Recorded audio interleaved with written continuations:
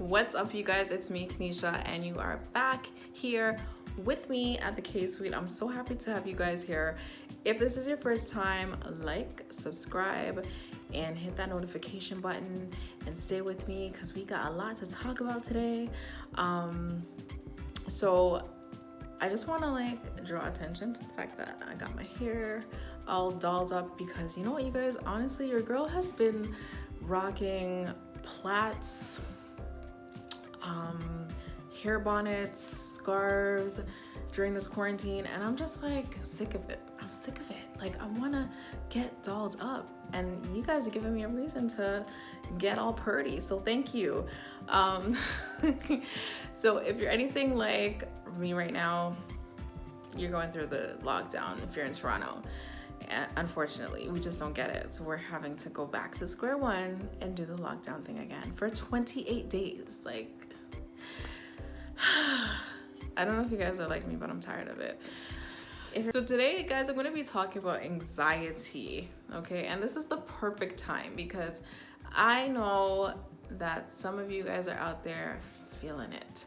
And I think it's a really important topic to discuss because, you know, you may not even know you're going through anxiety. So I thought it would be important to talk about that. Plus, I've been having a lot of conversations, and you know, I'm on Twitter very frequently, and I've been reading that a lot of people are going through it, especially because, you know, winter's coming up, it's cold outside, we don't have anywhere to go, so that is increasing. And the thing about it is that anxiety is something that can lead to depression, can lead to being suicidal, and we are seeing a spike in suicide rates all over. So anything that I can, you know, do in this video to talk about, share my story, I'd be happy to, and hopefully it can help somebody. I do want to make note, and it's very important that I say this, I'm not a doctor, not a medical doctor in any way, and if you are feeling thoughts of suicide, depression, please make it your duty to seek help immediately. And I will definitely leave a link below where you can find that help, okay? So I want to talk about anxiety.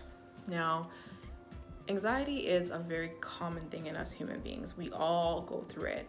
You know, there's the frivolous anxieties like, oh my God, I ordered a bathing suit from Fashion Nova because I'm going on vacation and I haven't gotten it yet, and you're worried and you're freaking out. And then there's the worry like, I'm going on job interview, I need to get this job, I'm so nervous, are they gonna call me back? There's that anxiety. But then there's the more extreme anxiety. That anxiety is like that fear, it's persistent, it's not going away, it's very intense, you fear things that haven't even happened yet. And that feeling can linger on and on, sometimes leading to panic attacks. So, you know, in some episodes, like I said before, that type of anxiety can also lead into depression. And if it's not treated, it can lead to suicide. So, this video, I want to really talk about the anxiety where, you know, it gets extreme, where not extreme to depression and suicide, but anxiety and what that looks like, and my own story with that. According to the Mayo Clinic, anxiety is like persistent fear and worries and panics that you may have about everyday situations, and it's not subsiding. And that really is, you know, it starts very basic and then it can lead to that extreme. So one thing that I learned is that these anxieties can stem from traumatic childhood incidents or even adulthood incidents. So it's something that can have been lingering for years, or more recently in your adulthood. So I think it's really important for us to recognize when, you know, it's coming on. And there are so many different types of anxieties, and I'm gonna actually list them down in the box below as well, so that you guys can have a look. You know, there's social anxiety, there's panic disorder, there's separation anxiety, that we may have. And I think that happens a lot in children, especially when their parent or their guardian is leaving them, and they get that fear and they get that worry. One thing that I didn't know is that anxiety can be traced back to underlying health issues like diabetes, tumors, thyroid issues, substance abuse, and it can be linked to inheritance from your genes. I had no idea about that, which is interesting because my dad's side of the family, there is that list of diabetes and even heart disease, which is something that can lead to anxiety. I had no idea. So if you didn't know that, now you know. So with anxiety, some things that can trigger it, like I said, like those traumas, but sometimes daily stresses. And right now with what we're going through with the pandemic, there's so many stresses that can lead to you just feeling that, feeling like the world is caving in. Some of you may not be in a job right now. You don't know where your mortgage or your rent or your car note is coming from. And just feeling isolated because you're inside. Maybe you're with people, maybe you're not. My own personal story with anxiety is that I've been suffering with it for most of my adulthood. And this happened more so after, I had my son. And I think it started around that time because when I had my son, my father also passed away a couple months before. And, dealing with that, and also dealing with, at the time, was a toxic relationship, which I really didn't understand. So for me, honestly, guys, I didn't really understand that I was going through any type of anxiety until I was in my late 20s. And then in my 30s, really learning how to unpack that and know what to do when it comes up. One thing that, my anxiety is mixed with is like irritability and, not wanting to be in social situations and kind of avoiding that. So, when I started to realize like, okay, this is not really me, that's when I started to like really be reflective about it and then decide, okay, I'm going to talk to someone and then, talk to my doctor and get that type of help. And I also started to realize there are situations you may put yourself in that could just lead to, feeling like it's linking back to a traumatic situation that triggers those feelings of anxiety. So, sorry guys. So for me, I really started to realize what are some of the things I'm maybe putting myself through that might be triggering to me feeling a lead of panic or feeling like I need to worry about things more excessively than I should be worrying about. One thing that I don't do, I don't watch the news. And sometimes I tell that to people and they're like looking at me crazy, but it's because the news and the images that, they project, it can immediately trigger me to feel worried, and for days. So I just know to avoid it, and I'm very, I know how to pick and choose what I want to take in. That goes for social media too.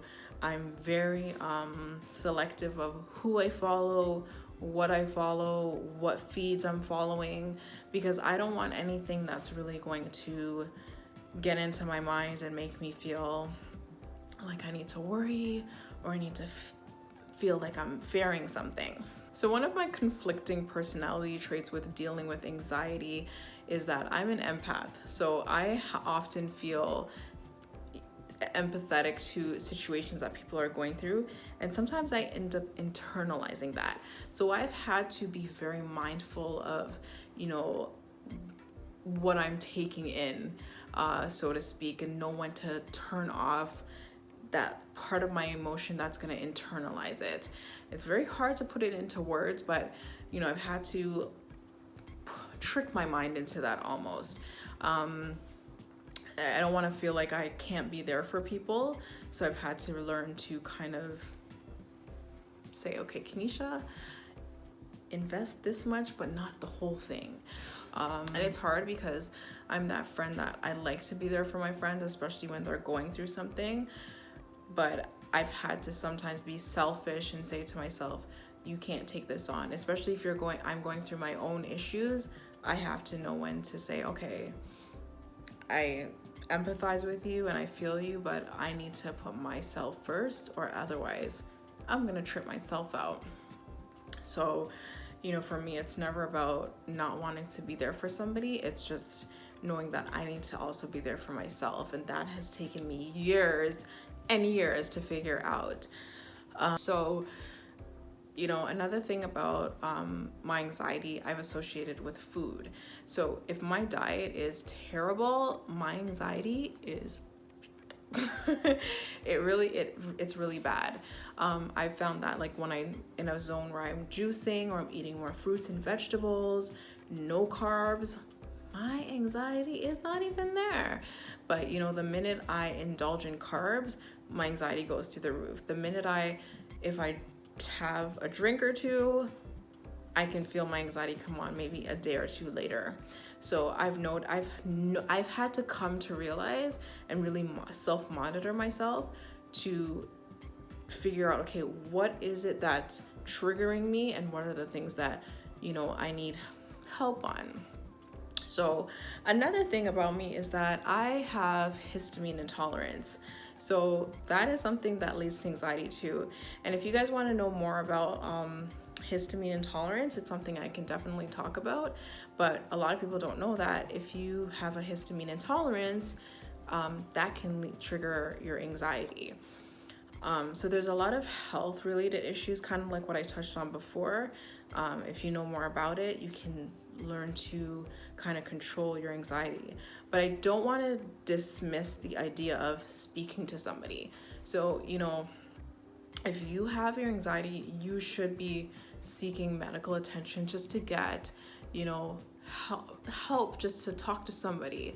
You don't want to just self-medicate, but you definitely can invest time in figuring out what is triggering you, what's working for you, what's not working for you. So this kind of leads into a quick topic that I wanted to talk about, this idea of being a superwoman. And I feel as women, a lot of the times, when we go through things or we've gone through traumatic experiences, we're always told by people, you're so strong, or you're such a superwoman.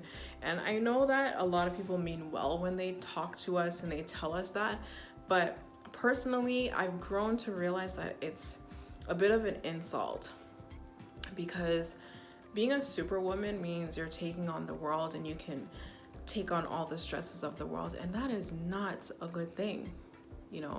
I don't believe that that's a good thing.